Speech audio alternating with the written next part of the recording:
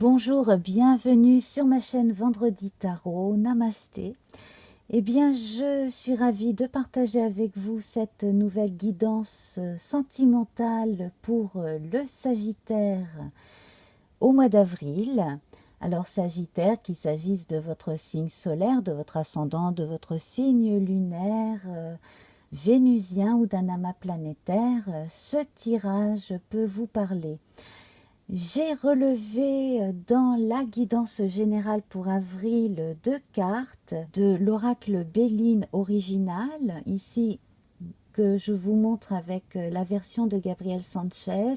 Donc la carte vénusienne des passions, et comme c'était la seule, j'ai relevé la beauté qui est une carte jupitérienne qui porte elle-même un cœur avec une très jolie fleur, donc qui va évoquer la beauté des intentions, les attentions portées à toutes les petites choses de la vie, à toutes les personnes que l'on aime, et la couronne bien entendu qui montre que cela a une portée d'âme supérieure.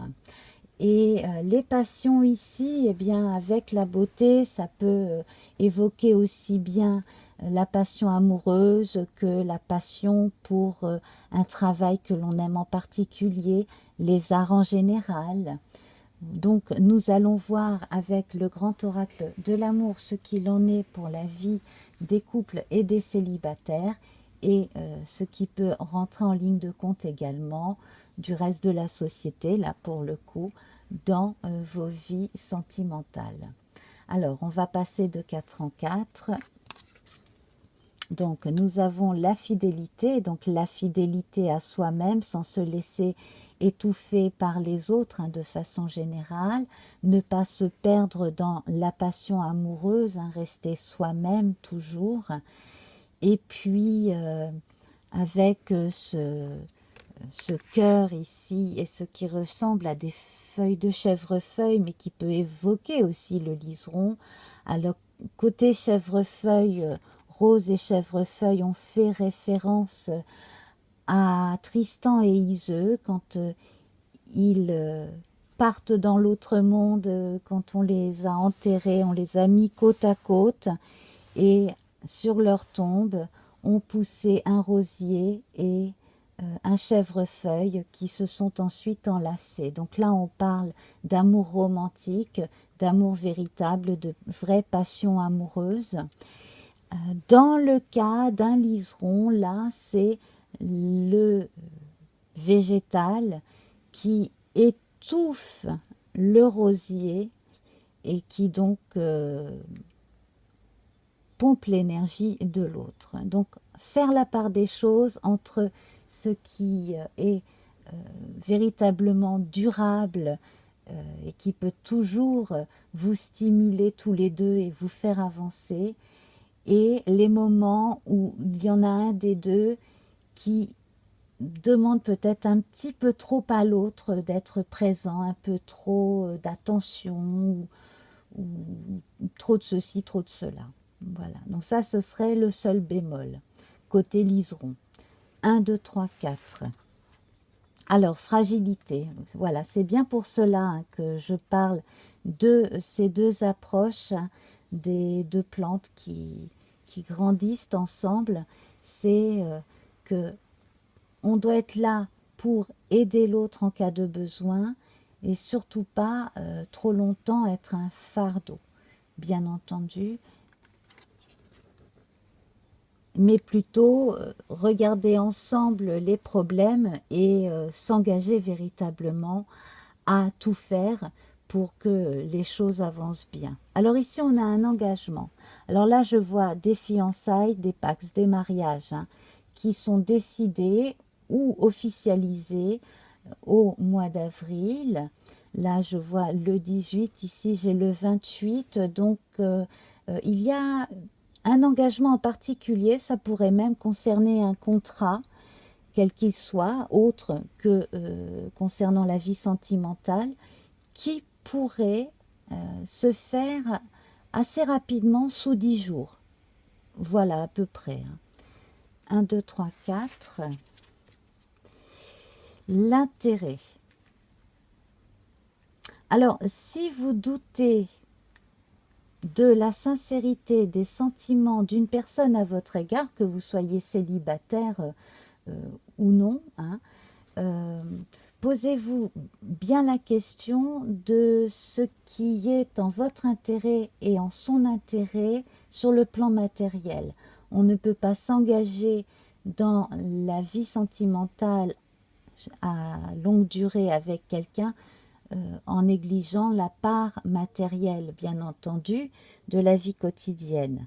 Donc, qu'est-ce qui vous fragilise dans cette relation, ou qu'est-ce qui pourrait vous fragiliser éventuellement dans une future relation amoureuse? Donc ça, c'est une question à se poser de ce point de vue-là, hein, du point de vue matériel.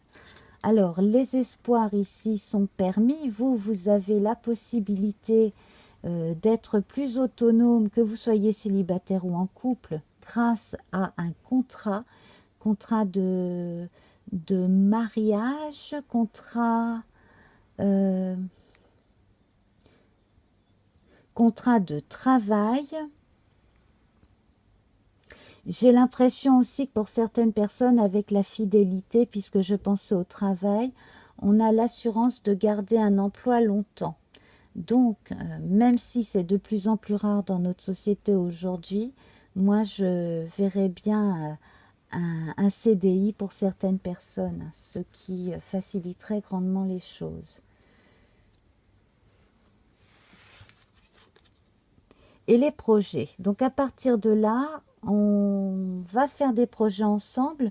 Cela dit, ne mettez peut-être pas tous vos œufs dans le même panier, parce que vous devriez garder une partie pour un projet qui vous est cher. Alors, sans être égoïste du tout, hein, simplement vous avez un projet pour vous, que vous aviez peut-être même avant de rencontrer l'autre, hein, et qui serait bon pour vous de parachever, parce que ça compte véritablement. Et soit c'est un projet professionnel qui peut vous faire gagner très bien votre vie, soit c'est un projet d'ordre intellectuel, artistique, qui peut véritablement avoir du succès après. Voilà. Le plus gros quand même, quand on est engagé, est mis dans la vie du couple, la vie de la famille, bien entendu. Là, ça apparaît bien. Hein.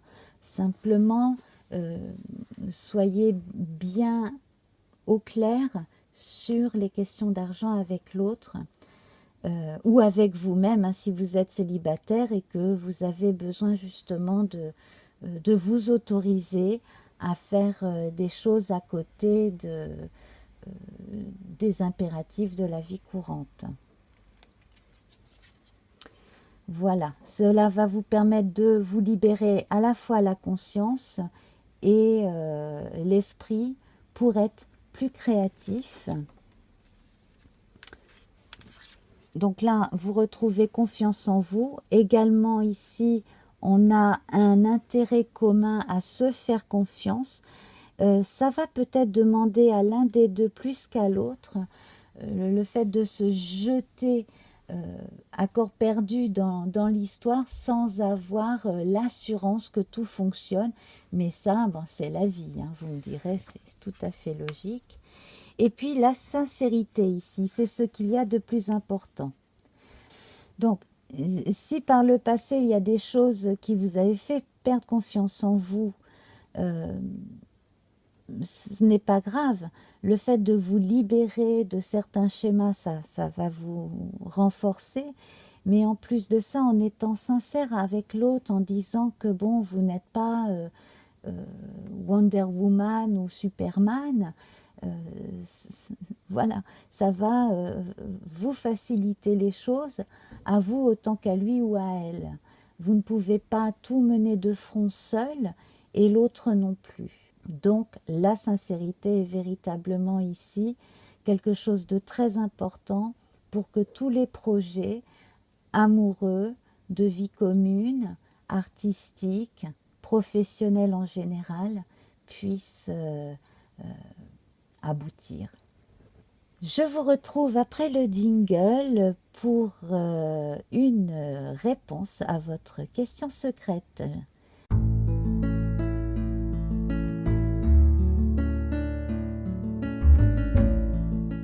Ce mois-ci, j'ai envie de vous faire essayer autre chose. Donc, au lieu de 3 tas, eh bien, je vais vous proposer un choix entre 6 cartes des anges de l'amour de Dorine Virtue avec un message en particulier.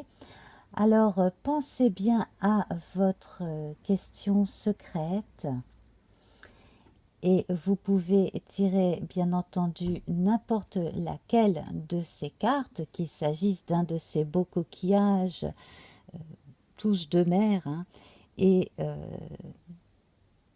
d'un escargot de mer. Alors, ce sont essentiellement des escargots des dunes, il faut préciser, voilà, qui sont souvent agglutinés sur les tiges hein, des végétaux des dunes,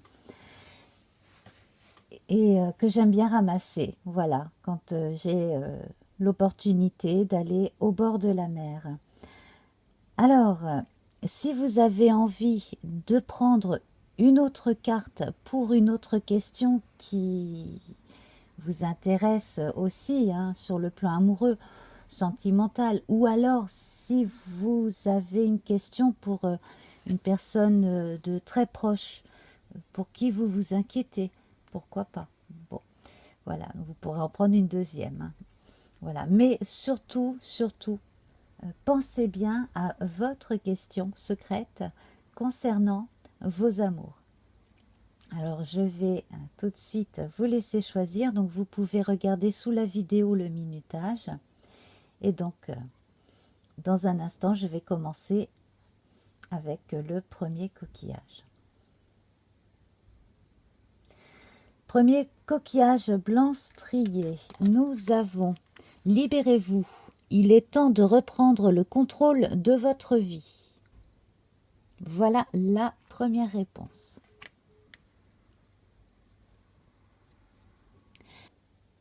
Vous préférez le deuxième coquillage avec ses teintes dorées? Eh bien, allons-y. Aimez-vous d'abord. Le respect de vous-même vous rend plus attirant. Le respect de vous-même vous rend plus attirant, plus attirante.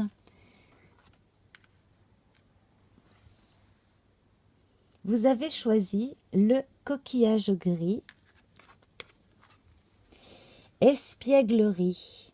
Pour retrouver l'amour, permettez à l'esprit espiègle et enfantin qui est en vous de se manifester.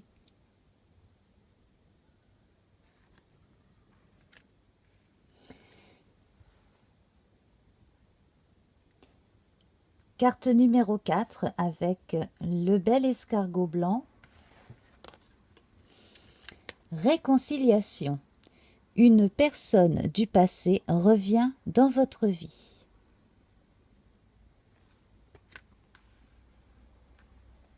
Carte numéro 5 avec cet escargot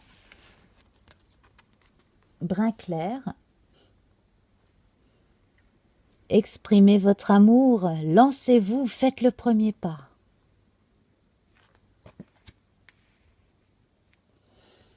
Et pour terminer avec cet escargot dodu, 6e carte. Amour non réciproque. Il n'y a pas assez d'attrait chimique pour que cette relation puisse durer. J'espère que ces cartes ont pu répondre à votre question secrète, voire à une deuxième question. Je vous remercie, je vous embrasse très fort. N'hésitez pas à me laisser un petit message sous la vidéo, likez, abonnez-vous et surtout partagez. Ça aide la vie de ma chaîne, ça m'aide énormément. Je vous embrasse, namasté. Au revoir.